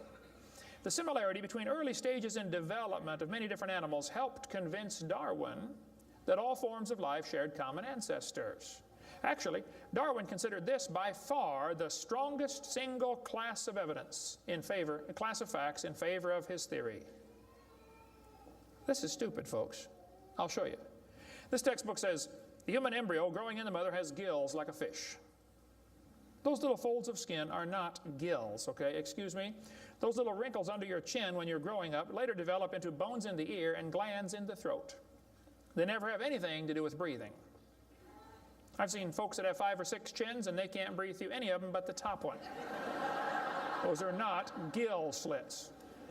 Ernst Haeckel, though, said the turning point in his thinking was when he read Darwin's book, 1860. Haeckel took a drawing of a dog and a human embryo and he changed them to make them look exactly alike. His fake drawings looked almost identical. On top are the real drawings, underneath are Haeckel's fake drawings. He lied, folks, intentionally. He made huge charts of his posters of his drawings of these embryos and traveled all over Germany and just about by himself converted the Germans to believing in evolution. Which later led to the obvious question, well, if evolution is true, then maybe one of the races of people has developed farther than the rest. Which, by the way, is a subtitle to Charlie Darwin's book. You can look at it for yourself. The Origin of Species by Means of Natural Selection, or the Preservation of Favored Races in the Struggle for Life. See, Darwin was a racist. We cover lots more on that on video number 5. That one is politically incorrect. You don't want to watch that one, trust me. On top are Haeckel's fake drawings. Underneath are actual photographs of what he claimed he was drawing a picture of. Now, either he's a lousy artist or he's a liar. Well, it turns out he's a liar. He was convicted of fraud by his own university. Proven to be a fraud. But guess what? Haeckel's fake drawings are still used in textbooks in your state right now. Here's a textbook used at the University of West Florida, in the middle of the Bible Belt. It's only been proven wrong 125 years ago. I know it takes a while to get textbooks up to date, but that ought to be plenty of time. That's stupid. Those are not gill slits on the embryo. Here's an Irish textbook. I was just there a few months ago. It says the embryo has gill slits. That's baloney. This one says the embryo has gills. Glencoe Biology says they have gills. Proven wrong 125 years ago. This biology textbook says the human embryo has gills. Here's this Tim Barra writing his book on the myth of creationism. And he mentions the gills are evidence for evolution. You're only 115 years behind, Tim. Miller's still teaching it 125 years after it was proven wrong. I debated Miller on the radio on a St. Louis radio station one time. There's a college textbook still teaching the kids the embryo has gills. This one says, it shows the kids a 5 to 6 week embryo, but it says by 7 months. The fetus looks from the outside like a tiny normal baby, but it's not. It's not a baby at 7 months. Excuse me? A whole bunch of kids born at 5.5 months survive. 34%. That's stupid to say it's not a baby at 7 months development.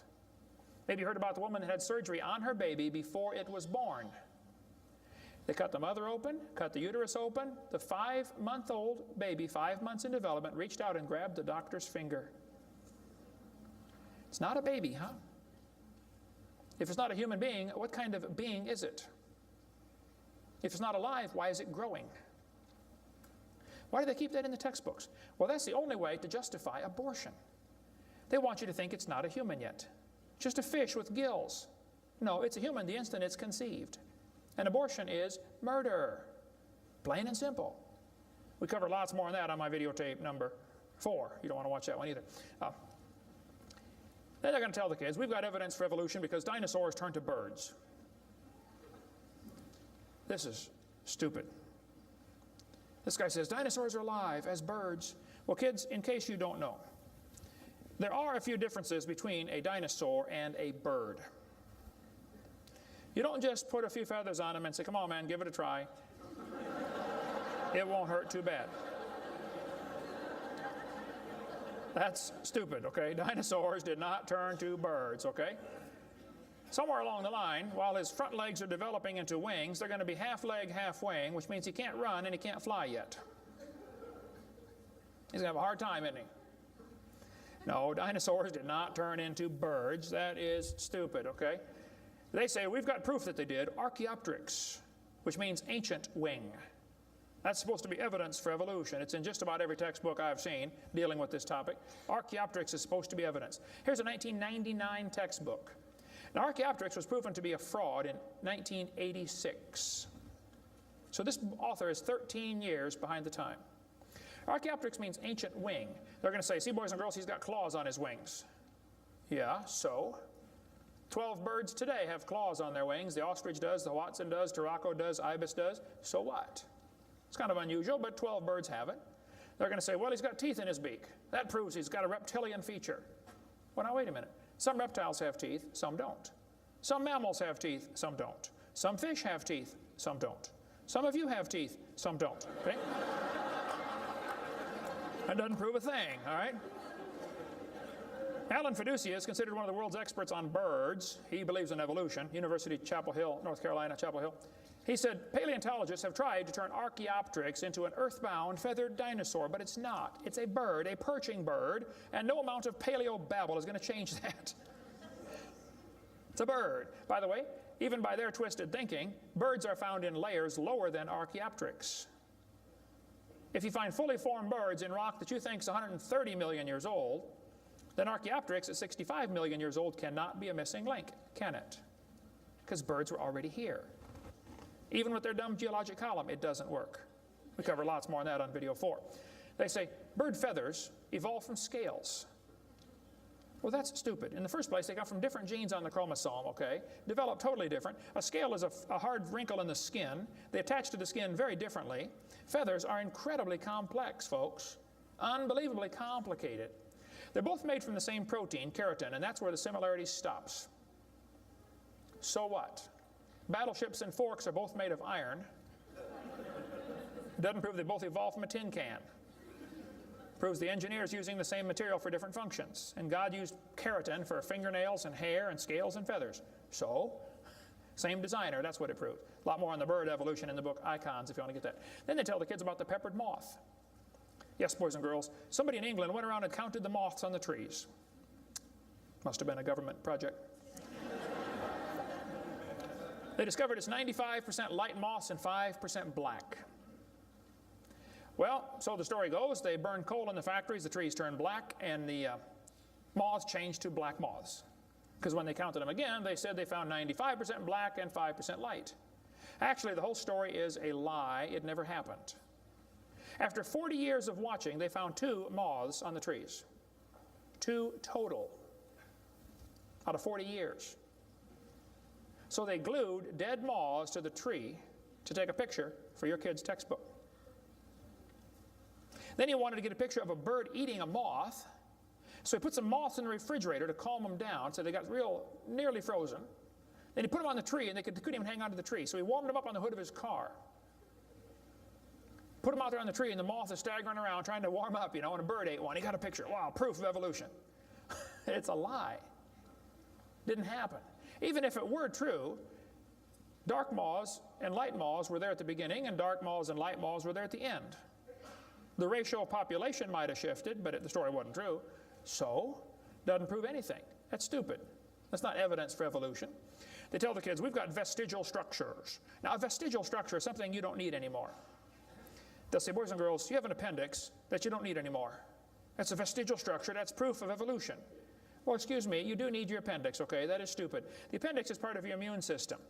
If your appendix is taken out, you can still live, okay? But it increases your susceptibility to quite a few diseases. You could live without both your legs and both your arms and both your eyes also. That doesn't prove you don't need them. Does it? There are no vestigial organs. And even if there were, that would be the opposite of evolution. That's losing, not gaining. This textbook says, boys and girls, whales, and many organisms here, like a whale, retain traces of their evolutionary history.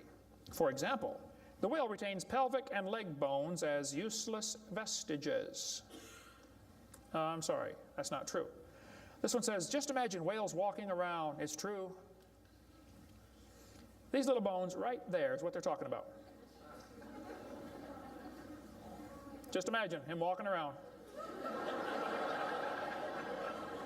I can see it now, can't you?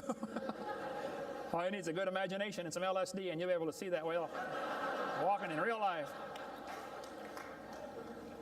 This textbook says, the whale's pelvis is evidence of its evolution from four-legged, land-dwelling mammals. Well, that is stupid, okay? Those bones in the whale's abdomen are essential to hold muscles that support the reproductive system. Without those bones and those special muscles, the whales cannot reproduce. This has nothing to do with walking on land. It has to do with getting more baby whales. So the author that wrote this is either ignorant of his whale anatomy and should not be writing a book about it, or he's a liar trying to push a theory off on our kids. Here, this one says, whales once lived on land.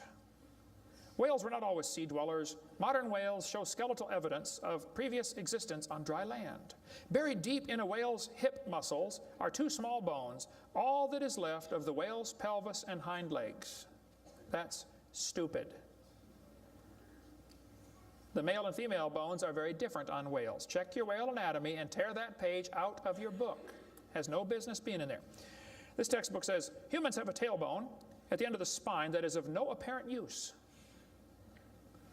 I was debating a guy in North Alabama. He was the president of the North Alabama Atheist Association or something like that. He got up and he said, folks, we've got evidence for evolution. Humans have a tailbone they no longer need. When it was my turn, I got up and I said, Mr. Patterson, I taught biology and anatomy. I happen to know there are 9 little muscles that attach to the tailbone, without which you cannot perform some very valuable functions. I will not tell you what they all are, but go read your Gray's Anatomy and you can figure it out. I said, however, Mr. Patterson, if you think the tailbone is vestigial, I, Kent Hovind, will pay right now to have yours removed. Bend over.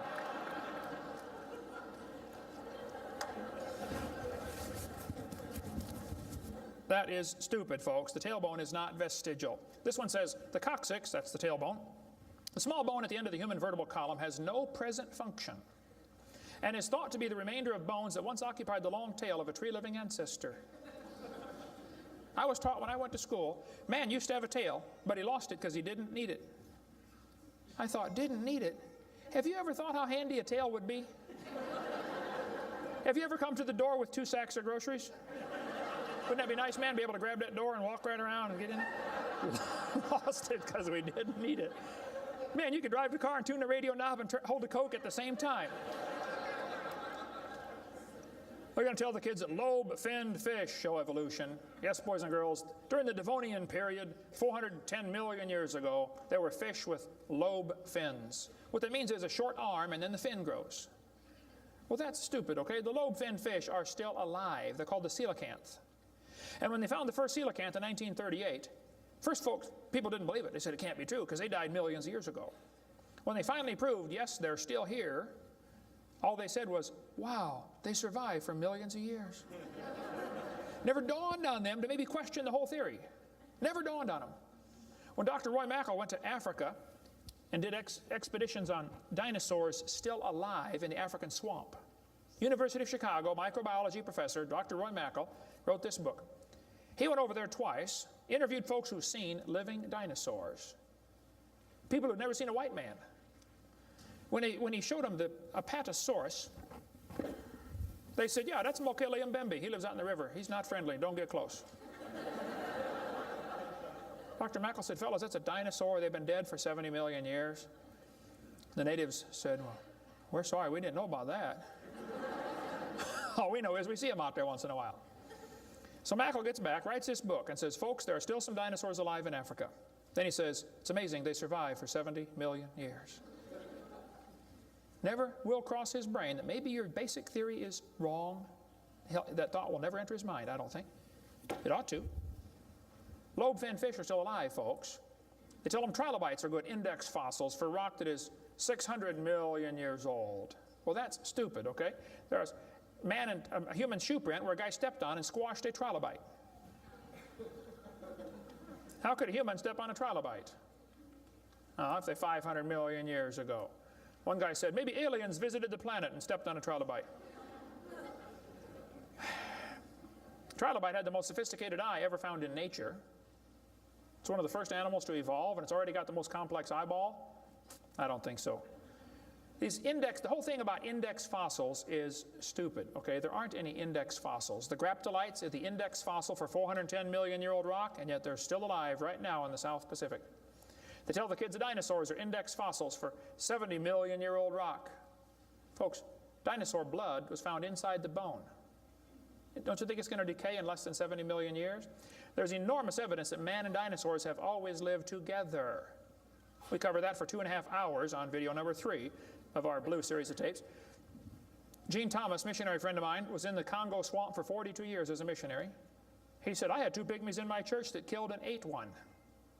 Yes, dinosaurs are still alive. California, 1925, this thing washed up on the beach called California's Nessie. Laid there on the beach and rotted away. Here's a guy behind it with a rifle. In the front you can see the critter's head, neck going off to the right. The neck was 20 feet long. One atheist wrote me a letter and said, Hovind, you're so stupid. Don't you know that was a whale? Show me any neck on a whale, would you please? No, I think dinosaurs have always lived with man. They were called dragons for most of history. People killed most of them. There could be a few still around. It wouldn't affect me at all, okay? I don't think there's a lot of them, but there could be a few still out there. They changed the name in 1841 to dinosaur. That's all that happened. And man exterminated most of them. They're mentioned in the Bible. We cover all that in video number 3. They're going to tell the kids, we've got evidence for evolution. It works by natural selection. Well, yeah, natural selection works, but see, evolution is based on 2 faulty assumptions. Number 1, they say mutations make something new. That's never been observed. And natural selection makes it survive. That's never been observed. That sounds good theoretically, but it's never been observed. Mutations happen, there's no question, okay? Thousands and thousands of mutations happen. But even guys like Pierre Gross will say, no matter how numerous they may be, mutations do not produce any kind of evolution. They're only scrambling existing information. They're not adding anything new. Here's a 5-legged bull. That's a mutant. There's no new information added. Doesn't the bull already have the gene code to make a leg? He just built one in the wrong place, that's all. This is not new information. This is scrambled information. That's not new. Here's a short-legged sheep. He's the first one the wolf is going to catch. Go, boys, go. Here comes the wolf. Herman didn't make it. Here's a 2-headed turtle. That's a mutant. Not ninja, but he's mutant. He's going to freeze first winter. Nobody makes a double-neck turtleneck sweater. I've never seen one. I've been looking. See, a mutation is scrambling information that already exists. It's like you can take the letters from the word Christmas and get all sorts of different words, scrambling them up. But you never get Xerox, zebra, or queen. The letters aren't available. And a mutation does not give you new information. It scrambles existing information. This textbook shows the kids a 4-wing fly. Look what it says now, kids. You got to be careful. You'll be tricked on this one. Normal fruit flies have 2 wings. This mutant has 4. This rare mutation, like most mutations, is harmful. Look what it says. Beneficial mutations are the raw material for natural selection. Oh, Why didn't they show us one? Why did they show us an example of a bad mutation and tell us that good ones is how it works? Show me a good one. You know why nobody's ever shown a good mutation? Because nobody's ever seen a good mutation. One professor I was debating said, I know a good mutation.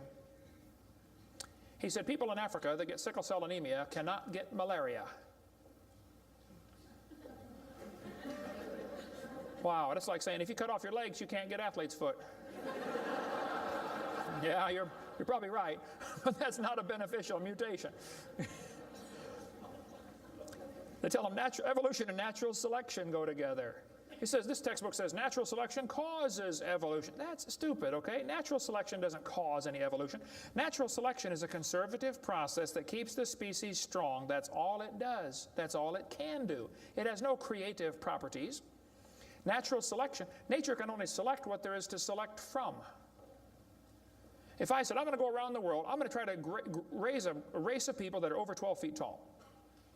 So everybody under 12 feet tall, we're going to kill them. Year after year, we kill everybody under 12 feet tall.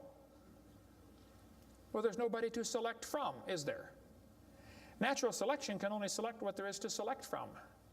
It's a conservative process. If you worked in a factory that produced cars and your job was to check for defects, you know, kick the tires, slam the doors, etc., drive it around, and you caught every single mistake and you rejected it, how long would it take that process to change the car to an airplane? You say it'll never change it. That's my point. Natural selection is like a quality control. It makes sure the bad ones don't survive, but it's not going to change it to something else. Survival of the fittest does not explain arrival of the fittest. And by the way, survival of the fittest is what is called a tautology. Kids, there's a big word. You can learn this. You can use this one on your brother. A tautology is a sentence that means nothing. You can say, oh, you're speaking in tautologies. I'll show you how it works. You say, Professor, why did it survive? I say, oh, because it's the fittest. You know, survival of the fittest. Oh, how do you know it's the fittest? Because it survived. I see. Is that the way it works? That's exactly the way it works. That's stupid, folks, okay? Actually, it's not survival of the fittest. If a whale goes through a school of fish and eats 80% of them, it's survival of the luckiest. I mean, if a snake crawls into a bird's nest and eats 3 out of 4 eggs, does the snake select the weakest of the birds to eat? There's still an egg, man. He's going to eat them all. Okay? Then they do the thing with the fruit flies for the kids. They'll say, boys and girls, we raised flies in the laboratory, and we nuked them and microwaved them and x-rayed them, and we got these flies to have mutated babies. We got flies with curled wings. They fly around, bzz, bzz, bzz, bzz, couldn't go anywhere. They got flies with no wings. What do you call that? A crawl? Can't fly. They raised all these mutated flies in the laboratory and said, you know what, folks? Every fly we got was worse off than Grandpa Fly. Yeah, so? So they tell the kids, you see, this proves that flies have evolved as far as they can go. No, this proves you're messing up with perfectly good flies, okay? God made them right and you're messing them up. Now leave them alone, all right?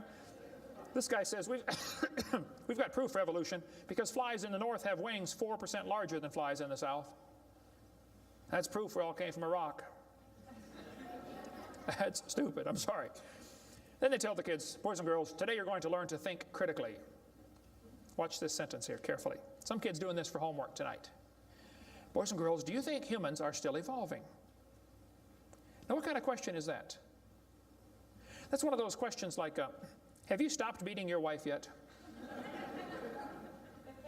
Well, if I say yes, I'm admitting I did. If I say no, I'm still doing it. Wow.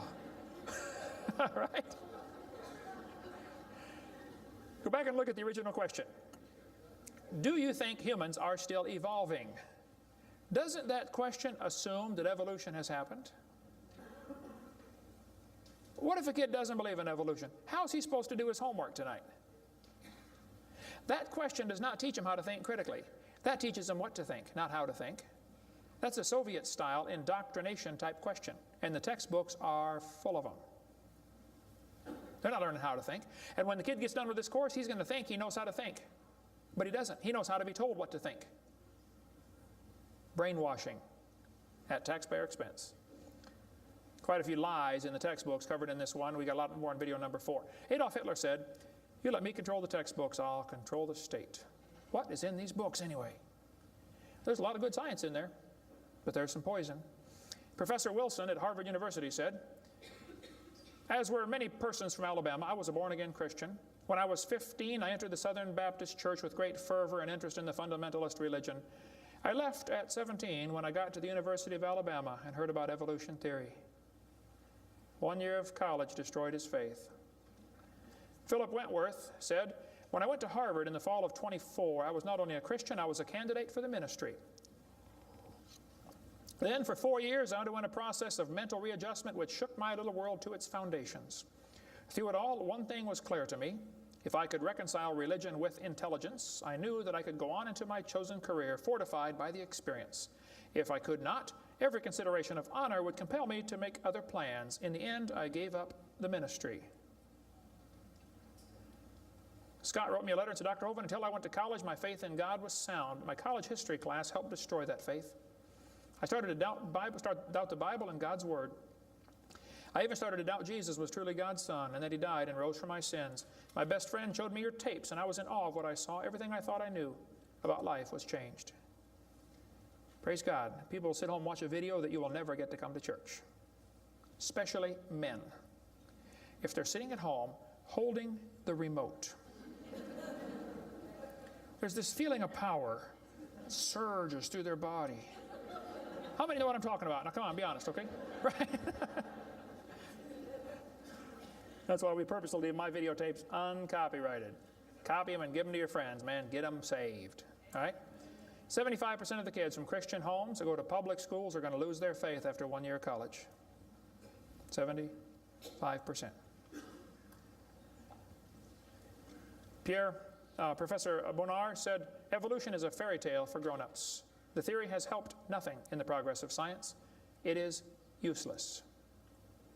Malcolm Muggeridge said, "I am convinced the theory of evolution, especially the extent to which it's been applied, will be one of the great jokes in the history books of the future." It's a joke. And it would be a joke if it weren't for the tragic results. How many kids are taught this thing every day and believe it, and it destroys their faith? Adolf Hitler was a strong believer in evolution.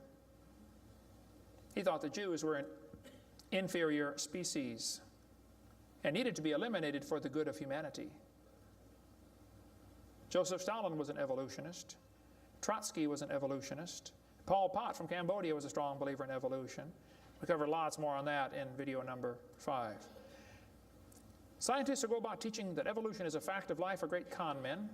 The story they are telling may be the greatest hoax ever. In explaining evolution, we do not have one iota of fact. Evolution is a shell game. You ever seen those shell games where they put the pea down there and they put the 3 shells on it and the guy tries to get you confused, you know, he messes them around? Evolution is like a shell game. If you ask the biologist, where's the best evidence for evolution? He'll say, oh, it's in geology. I debated Dr. Pigliucci. It's debate number 12, I think, of my series out there, of the red series of tapes. Those are debates. I said, Dr. Pigliucci, you have gotten $650,000 in grant money to study evolution of plants. You've been teaching a course on the evolution of plants for 30 years. What is the best evidence of evolution you're aware of? And he said, the evolution of whales. You're a botanist telling me the evolution of whales is your best evidence? It's always this way, folks. The geologist thinks the anthropologist has the evidence. The anthropologist says, oh no, we don't have it. The biologist has it. It's a shell game. The only problem is there's no pea under any of them. Nobody has the evidence. It's a joke. Sir Arthur Keith was selected to write the foreword to Darwin's book when it was republished in 1959 because he was a strong believer in evolution. Arthur Keith said, evolution is unproved and unprovable. We believe it because the only alternative is special creation. And that is unthinkable.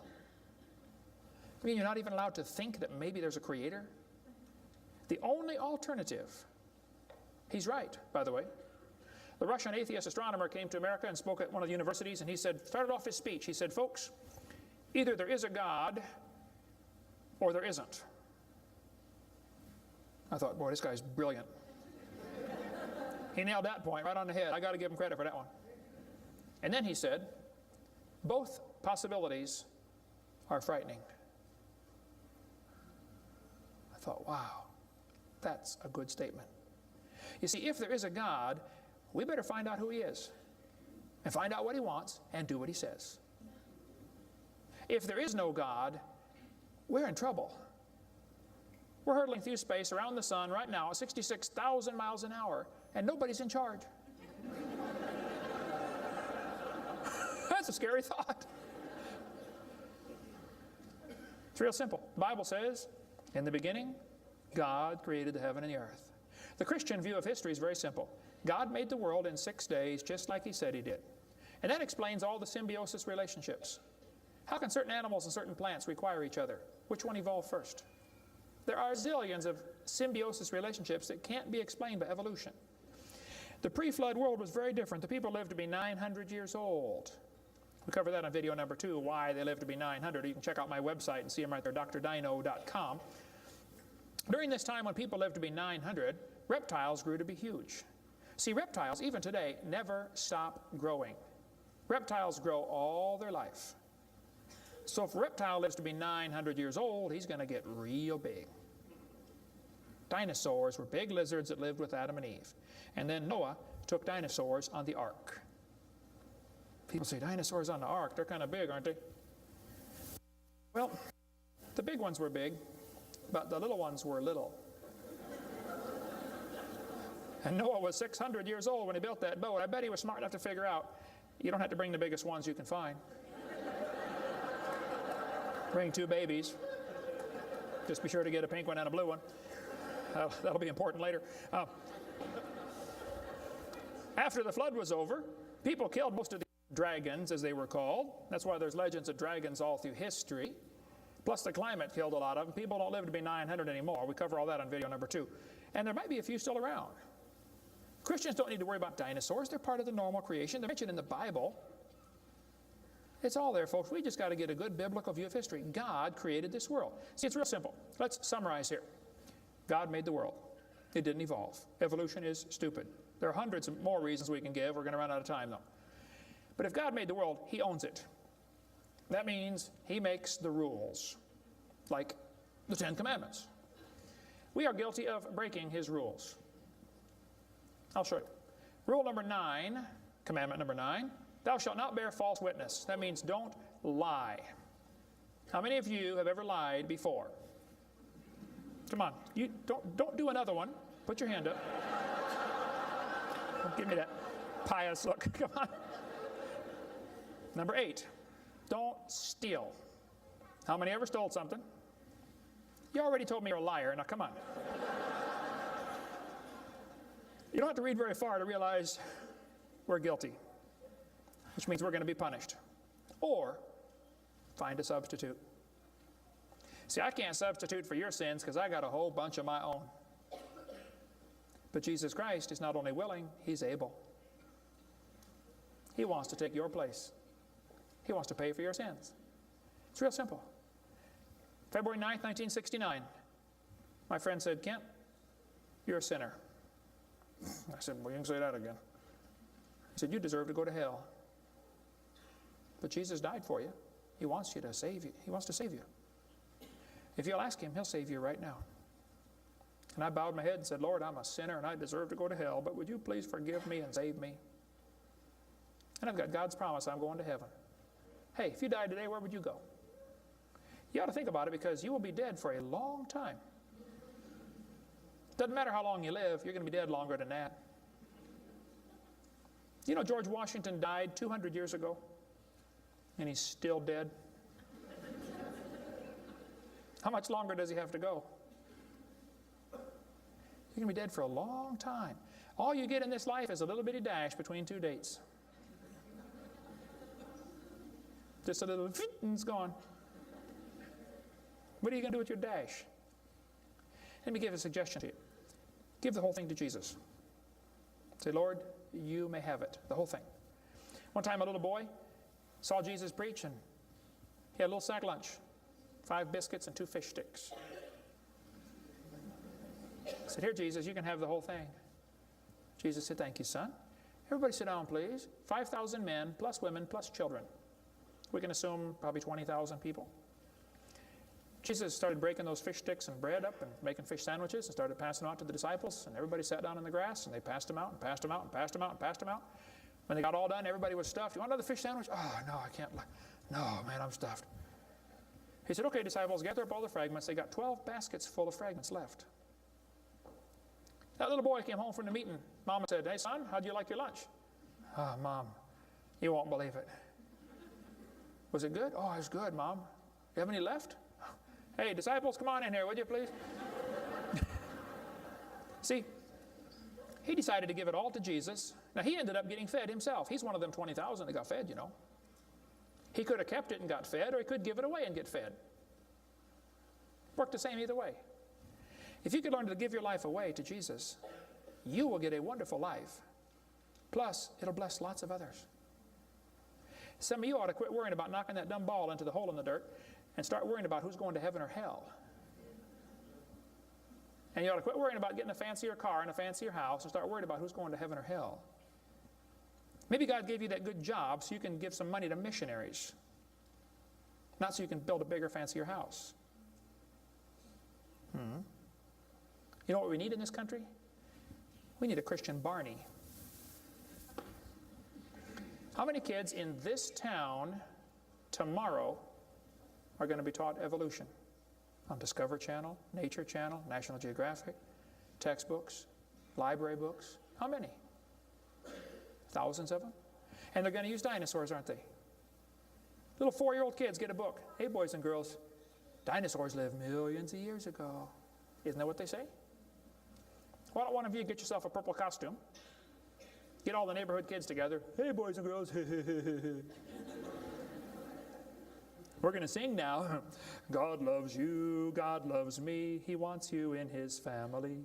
If you'll ask Him now, He'll come into your heart, and of His family you'll be part. Shouldn't they learn that instead? Folks, somebody's got to reach these young kids. You ought to get some videos or something. My material's not copyrighted. You can use mine any way you want. Hey, what on earth are you doing, for heaven's sake? What are you doing for the Lord? I saw this tombstone the other day at a cemetery. Wayne Strickland, atheist. Hasn't died yet. He said, I'm a busy man, don't have time for this. I'm sorry, Wayne. You're going to have lots of time here coming up soon. Claims to be an atheist. Interesting. The Bible says the fool has said in his heart there is no God. Did you know God doesn't believe in atheists? Think about that one. Where would you go if you died? Now, if you're not sure you're going to heaven, you ought to give your heart to the Lord and get saved. If you are saved, you ought to find something to do for the Lord. If you want to get any of my video materials, they're not copyrighted. You can get a 15-hour seminar on creation, which lots of material on stuff, on creation, evolution, dinosaurs. Get some of the debates or the red tapes or the miscellaneous topical series. We want to strengthen your faith in the Word of God.